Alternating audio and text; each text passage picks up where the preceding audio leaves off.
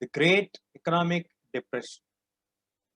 The Great Economic Depression began around in 1929 and that lasted till the mid 1930s.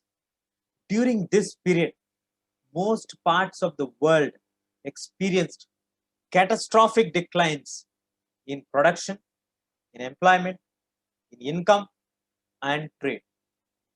So, during 1929 to mid 1935, there was a complete downfall in the income, employment opportunities, production of the industries, everything fell down. The exact timing and the impact of the depression varied from countries to countries. But in general, agricultural regions and communities were the worst hit or affected.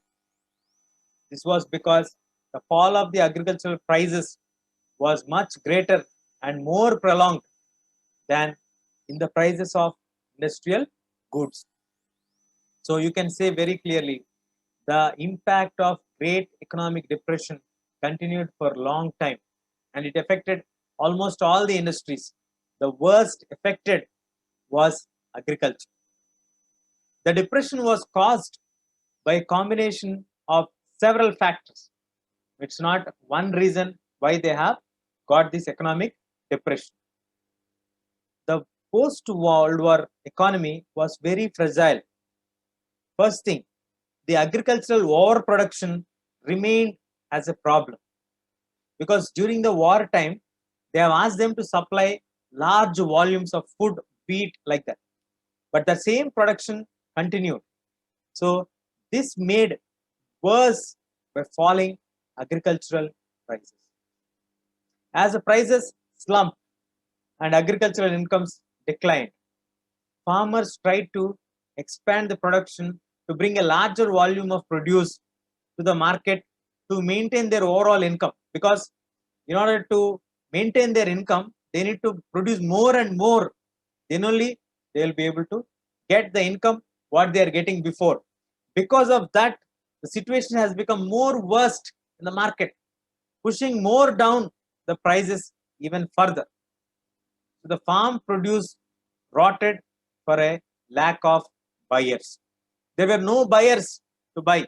The production went on increasing because the farmers want to get the income what they were getting earlier. So they added more lands, larger volume of production. But unfortunately, there was no one to buy after the war. This is the first reason. Moving to the second one, in mid 1920s, many countries financed their investments through loans which were taken from US, which is often extremely easy to raise a loan in the US when the going was good. When you are having good time, you get good loans. Even the overseas lenders panicked at the first sign of trouble. And in fact, first half of 1928, US overseas loans amounted for over $1 billion. $1 billion, which is nearly 100 crores. So a year later, it was one quarter of the amount, and countries that depend crucially on US now started to face acute crisis because earlier US used to finance these people liberally, free-handed. As we can see, the loan amounted for nearly $1 billion, but slowly they started to cut down that. And the withdrawal of the loans affected much of the world. Though it is a different way, in Europe, it led to the failure of some major banks and they started to collapse. The value of the British pound sterlings also started to come down. Now, not only in Britain, even in Latin America, they intensified the agriculture and the raw material prices to come down. Now, the US tried to attempt to protect the economy in the depression by doubling its import duties also. Now, that also added and dealing it a severe blow to the world trade. Because when you double the import duties, indirectly you are trying to cut off them because they have to pay double for you. automatically that affected the world trade. So the US was also the industrial country that most severely affected by the depression. So with the fall in the prices, now the prospect of depression, US bank has slashed domestic lendings and called back all the loans. In order to save themselves, the US people started to stop the lendings and called back all the loans. So farmers could not sell their harvest. Households were ruined. Business collapsed. Faced with falling incomes, many households in the US could not repay what they had borrowed, because we discovered in the previous videos that they were given credits, they were given loans to buy the household. They were large investments. They were forced to give up their homes, cars, and other consumable durables what they had during that time.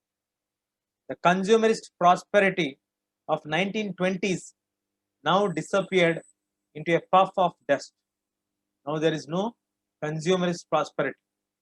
The unemployment soared to a heights.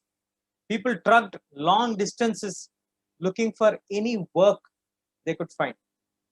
Ultimately, now the US banking system itself collapsed completely. Now, not able to recover the investments, not able to collect the loans, not able to force the people to pay it back, and banks went into bankrupt and were forced to close it down. So banks had closed between 1929 and 1932, and about 1,10,000 companies have collapsed. Nearly 4,000 banks and 1,10,000 companies had collapsed completely due to this great economic depression. So now you can imagine, during that time, 4,000 banks and 1,10,000 companies have collapsed.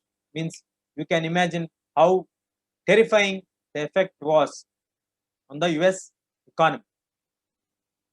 By 1935, a modest economic recovery was under its way in most industrial countries. But the great economic depression's wider effects on the society, politics, and international relations and on the people's mind proved more enduring. It went on traveling with them. That was a great impact on the world, especially on US.